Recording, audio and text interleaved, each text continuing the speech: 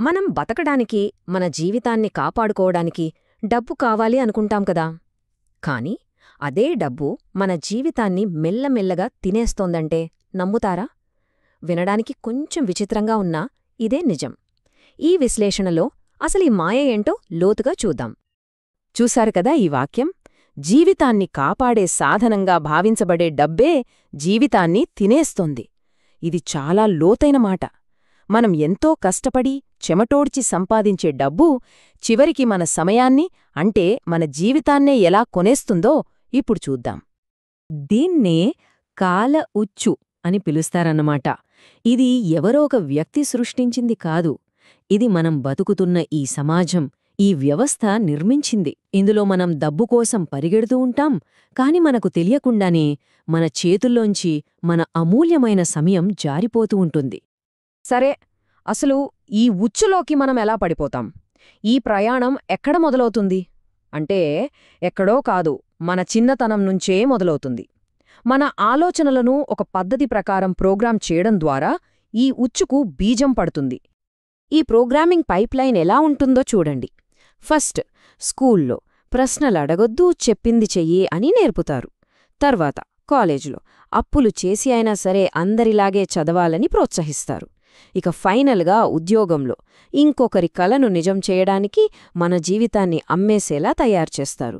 ఇదొక గొలుసుకట్టు. ఇది మనల్ని నేరుగా ఆ ఉచ్చులోకి లాగేస్తుంది. ఒక్కసారి ఆలోచించండి. చిన్నప్పుడు మన కలలు ఎలా ఉండేవి?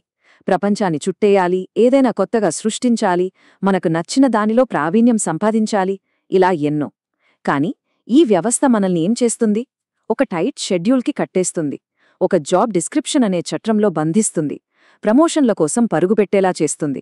చూశారా, మన కలలకు ఈ వాస్తవికతకు మధ్య ఎంత పెద్ద తేడా ఉందో? ఈ గ్యాప్, ఇదే కాల ఉచ్చుకు పునాది. సరే, చిన్నతనం, చదువు అయిపోయింది. ఇక మన వర్కింగ్ లైఫ్లోకి వస్తే ఈ ఉచ్చు అసలు ఎలా పనిచేస్తుంది, మనల్ని రోజూ ఎలా బంధిస్తుందో చూద్దాం. ప్రతిరోజూ ఉదయాన్నే మనల్ని నిద్రలేపే అలారం ఉంది కదా, అది మనకు స్వేచ్ఛనిచ్చే సాధనం కాదు. అది ఒక ఆర్డర్ అనమాట. ఇంకెవరిదో పెద్ద మెషీన్లో మనం ఒక చిన్న చక్రంలా మారిపోవాలని ఇచ్చే ఆదేశం. మన సమయం మనది కాదు అని ప్రతిరోజూ గుర్తుచేసే ఒక హెచ్చరిక. మనం చిన్నప్పటినుంచి వింటున్న ఒక మాట ఉంది, టైమ్ ఈజ్ మనీ అని. కాని నిజం చెప్పాలంటే ఇదొక పెద్ద అబద్ధం. ఎందుకంటే డబ్బు పోతే మళ్లీ సంపాదించుకోవచ్చు, కాని గడిచిపోయిన ఒక్క సెకండు కూడా తిరిగి వస్తుందా? అస్సలు రాదు. అందుకే తెలివైన వాళ్లు సమయాన్ని కాపాడుకుంటారు, మిగతావాళ్లు డబ్బుని దాచుకుంటారు. మరి జీతం సంగతేంటి? నెల నెల మన అకౌంట్లో పడే జీతం, అది మన కష్టానికి ప్రతిఫలం అనుకుంటాం.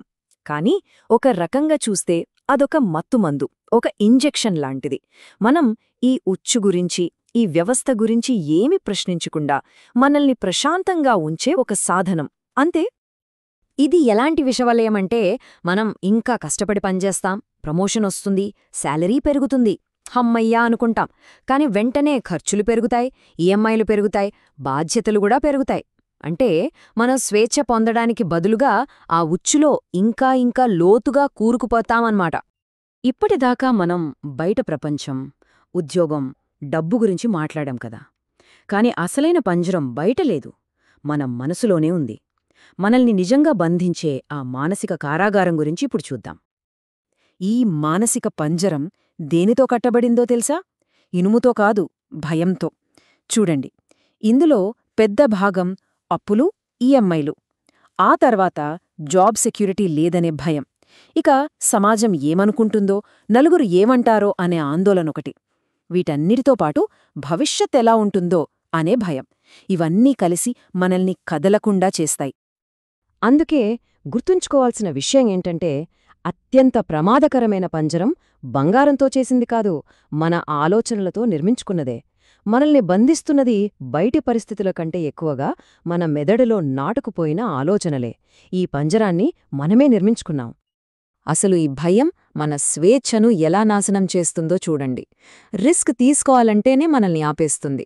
కొత్తగా ఆలోచించే సృజనాత్మకతను చంపేస్తుంది. జీవితంలో అప్పటికప్పుడొచ్చే చిన్న చిన్న ఆనందాలను కూడా అనుభవించనివ్వదు. జీవితాన్ని ఒక లెక్కగా, ఒక బరువుగా మార్చేస్తుంది. లక్ష్యం కంటే భద్రతే గొప్పది అనేలా మనల్ని నమ్మిస్తుంది.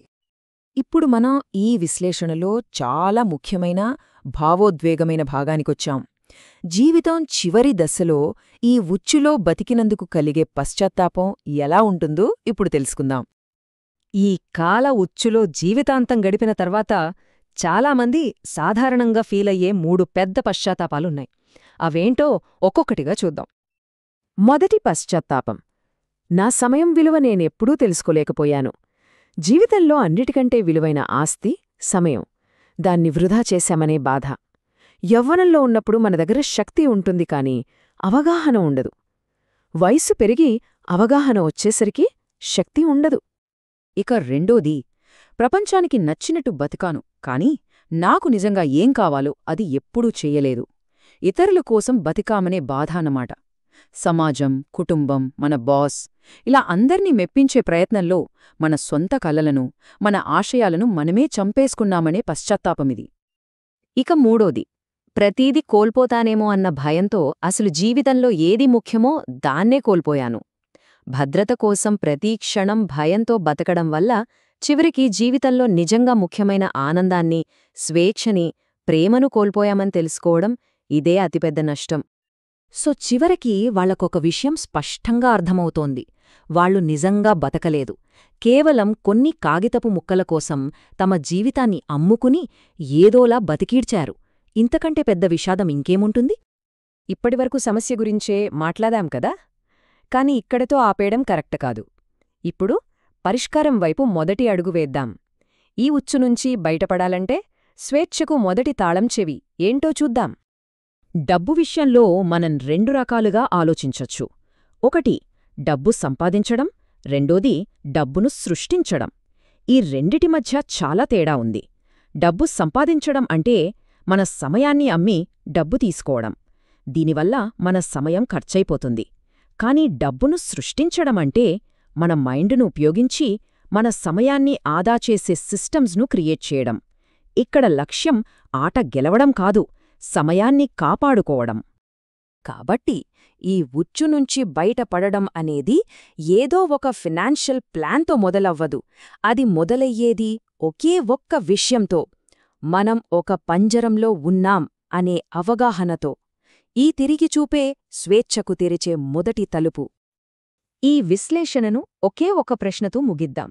ఒక్కసారి ప్రశాంతంగా ఆలోచించండి. మీ నిజమైన ఆస్తి ఏది? డబ్బా లేక సమయమా? దీనికి మనమిచ్చుకునే సమాధానమే మన భవిష్యత్తును నిర్దేశిస్తోంది.